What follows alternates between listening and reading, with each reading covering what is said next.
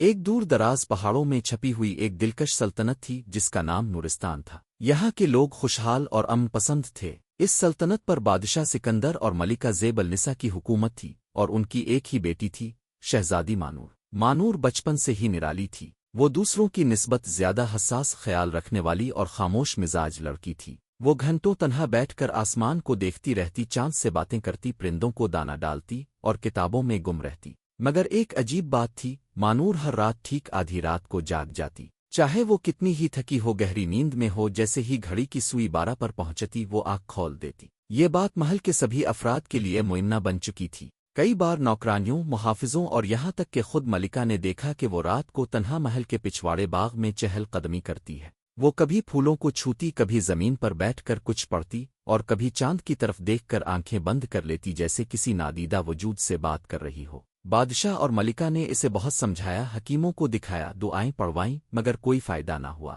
شہزادی بس یہی کہتی، مجھے کوئی بلاتا ہے، جیسے میرے دل کے اندر کوئی آواز آتی ہے۔ مجھے نیند آنے لگتی ہے، لیکن جیسے ہی آدھی رات ہوتی ہے میرے دل کی دھڑکن تیز ہو جاتی ہے، کچھ مجھے اٹھنے پر مجبور کر دیتا ہے۔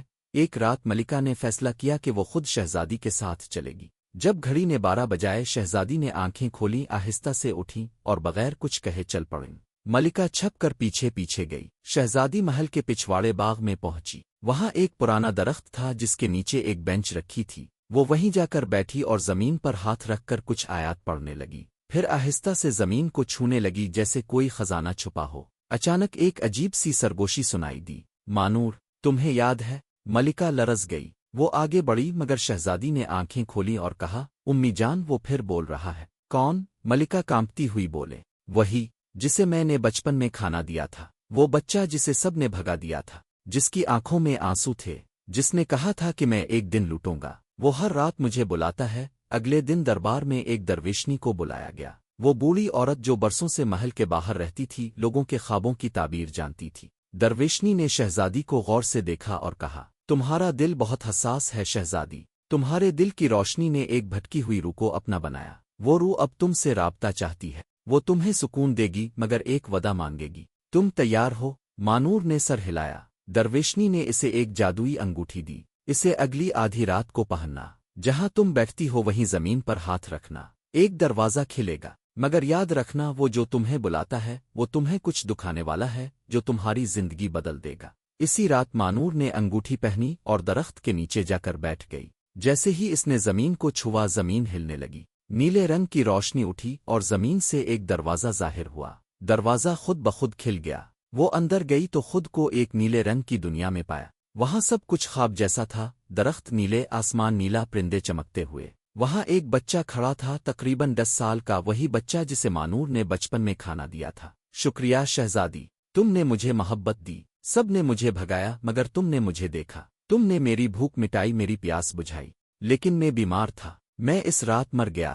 مانور کی آنکھوں میں آنسو آ گئے۔ مجھے نہیں معلوم تھا، نہیں، تمہاری محبت نے میری روح کو روشنی دی۔ اب میں تم سے ایک وعدہ لینے آیا ہوں۔ کیا تم غریبوں کے لیے، تنہا دلوں کے لیے، یتیم بچوں کے لیے ایک نئی دنیا بناؤ گی؟ مانور نے کہا، میں وعدہ کرتی ہوں۔ اس دن کے بعد شہزادی نے اپنی زندگی بدل دی۔ وہ صرف تخت کی وارث نہ رہی بلکہ لوگوں کی خادمہ بن گئی۔ اس نے دربار میں بیٹھنا شروع کیا، عوام سے ملنا شروع کیا، اور خاص طور پر یتیم اور غریب بچوں کے لیے اسکول اور شیلٹر ہومز بنوائے۔ ہر رات وہ محل سے نکلتی اور شہر کی گلیوں میں جاتی۔ وہ لوگوں سے حال پوچھتی، بیماروں کے لیے دوائیں دیتی اور غریبوں کے ساتھ بیٹھ کر کھانا کھاتی۔ اس کی یہ روشنی پورے نورستان میں پھیل گئی۔ لوگ اسے راتوں کی شہزادی کہنے لگے جو سوتے ہوئے لوگوں کی جاگتی آنکھ بن چکی تھی۔ کئی سال بعد ایک رات خواب میں وہی بچہ آیا، مگر اب وہ چمک رہا تھا، اس کی آنکھوں میں روشنی تھی۔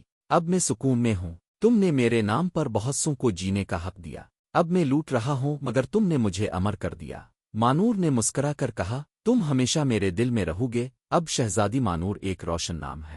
اس نے کبھی شادی نہ کی بلکہ اپنی زندگی عوام کے لیے وقف کر دی۔ دوستو، اگر آپ کو کہانی پسند آئی ہو تو ویڈیو کو لائک کریں، اپنے دوستوں کے ساتھ شیئر کریں اور ہمارے چینل کارٹون جالی کو سبسکرائب کرنا نہ بھولیں۔